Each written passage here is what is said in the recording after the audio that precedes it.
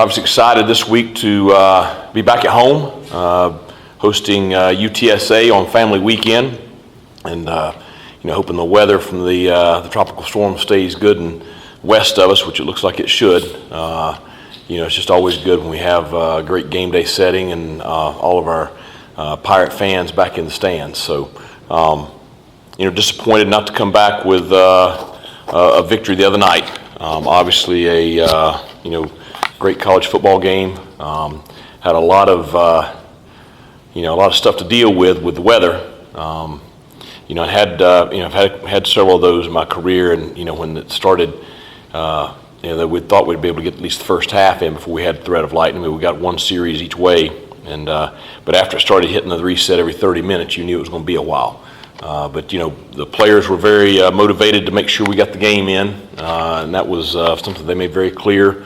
And they wanted to play. They were excited about the game. I thought they had a great preparation going into the weekend, and I thought that we came out and played that way to start the game, and just probably couldn't start any better as far as being able to get a score on our first offensive drive, and then our second offensive drive, and then able to get the turnover down there and punch that in, and then able to get another field goal to take a sizable lead there to start the game.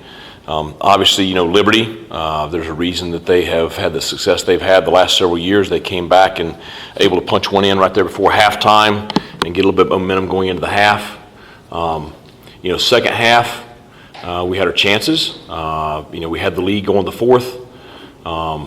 They countered and came back and able to take the lead again, and we were marching right down deep into Liberty territory, and getting ready to go back on top, and disappointed that we had the turnover right there, but our guys battled back. We had another opportunity to drive down and get a score, and not able to do it there. So tough one to lose, but I do see some things that we're getting better at. Obviously, need to improve on third down from our performance the other night.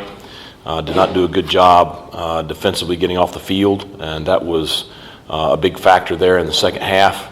A lot of that goes to their play, especially the quarterback.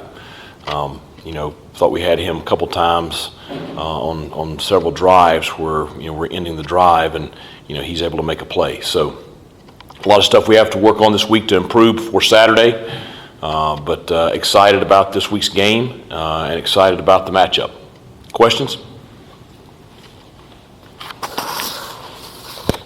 Coach, you guys have been so good on third down. Did you see a combination of times maybe they thought they were the wrong call, and other times the players just made plays? Or your guys, what was kind of the combination of issues there? I think that they did a good job with some contested catches.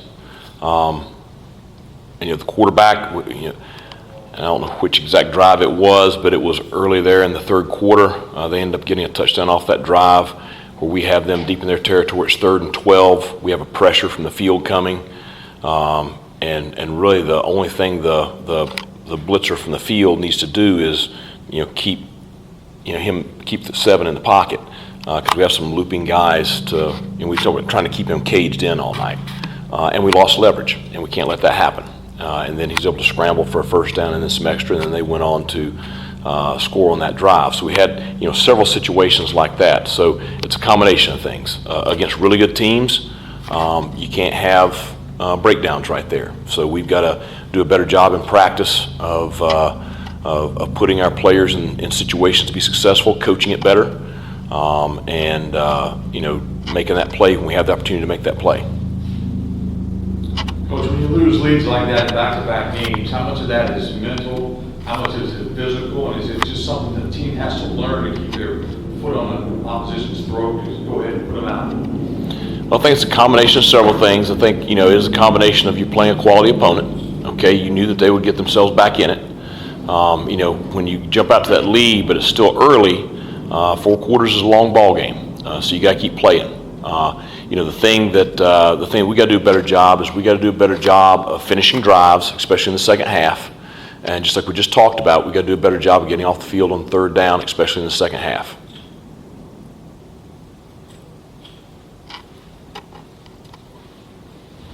Coach, some things have gone right this year, some have gone wrong. At the end of the day, conference play starts this weekend. Right. What's the message to your team moving forward? Because I know one of your big goals is to win a conference championship. That's still very much on the table. You know, for this week, we finished the first quarter of the season, okay? So non-conference play's over. Okay, so you start, the second quarter this weekend, and it is the start of conference play.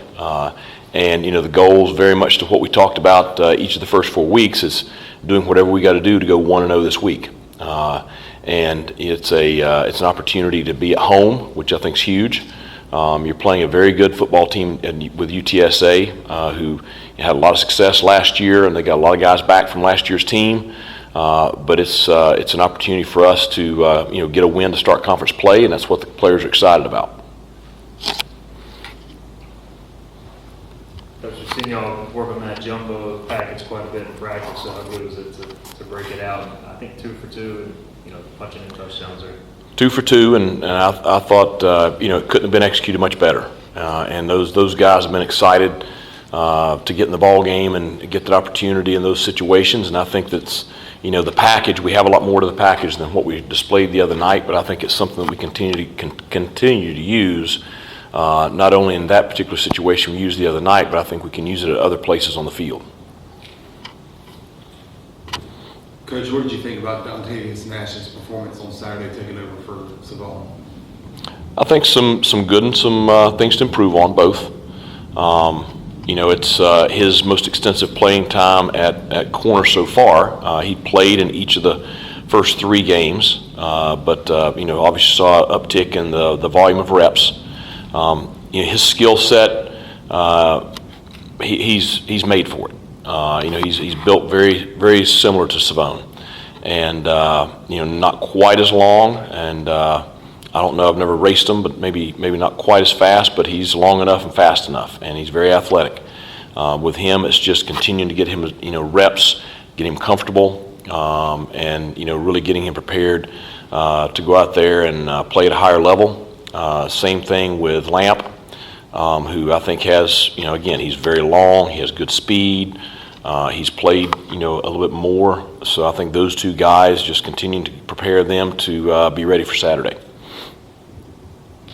Coach, you mentioned the specifics of third downs and getting off the field, but when you do lose a lead like that in 2 straight weeks, overall, what is the level of frustration in the locker room of, trying to correct that?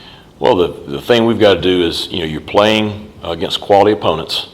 You got to be able to finish them off, and it's the mentality of just to continue to you said a while ago, foot on the gas, and that's kind of the words that I use with our team.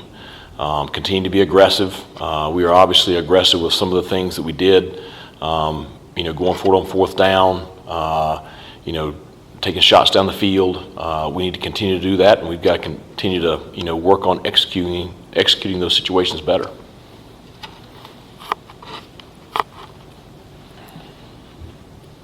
When you look at this weekend's opponent, they finally, quarterback Harris, after 18 years of college football, has moved on. What do you kind of see from the Roadrunners as far as the quarterback position and their offense this year? Well, obviously, Owen McCowan, he's got good genetics.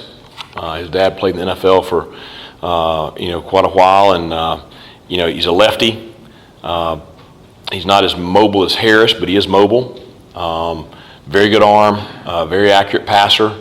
I think, watching the games from the beginning of the year on, he's improved each week. He obviously has, some guys around him that have played a lot of ball. The tight end, Zero, is a senior, has been a very good player there for several years. The running backs, 6 and 4, both very dynamic backs. We faced them last year, very good players. The young receiver, number 3, he was really impressive against us last year, and he's their leading receiver right now. So I think he's got a lot of tools around him. He has several starting offensive linemen mixed in with some transfers on the front. So I think he's learning to operate as the starter. He played a good bit last year. I think he started the Army game last year, and then they're learning how they're going to change things with a different kind of guy right there in the pocket.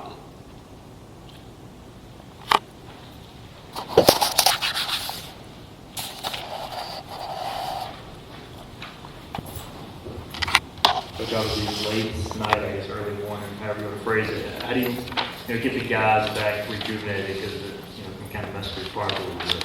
Yeah, I mean, we pulled onto campus at 7 a.m. And so, it made for a pretty short night, Sunday, or I guess Saturday night. It was Sunday morning when we got here. The players, I gave them a little bit longer time before they came in the next day. And so just trying to make sure that they get a little bit more rest. We didn't do quite as much yesterday. I told them the big focus was I wanted to, get recovery, get a good night's sleep last night. I saw a lot of them today so far. Really focus on getting a good night's sleep tonight, kind of getting their bank built back up. So our big focus is trying to get as fresh as we can for Tuesday because, that is a challenge right there. So I just know this, I slept pretty sound when I finally got to bed last night, so I'm sure the kids did too. So they'll be ready to go tomorrow morning and looking for a really energized Tuesday, and that's the real key is to have, real good work days on Tuesday and Wednesday, and then, get our bodies ready for the weekend. Anything else? Coach, just with the 99 team coming back this weekend, obviously a lot of memories from that season. Right. That team. How important is it to have those old, former guys back and have those kind of moments at Daddy Finkel? Well, it's important to us to stay connected to our alumni. That's something that I've tried to do since I got here. I think we're doing a better job with it the last couple of years because of Coach Shankweiler being in the position he's in, kind of an alumni liaison. And so, he knows so many of our guys that have played here over the years, and he's, helped put this together, this whole deal together for the 99 team.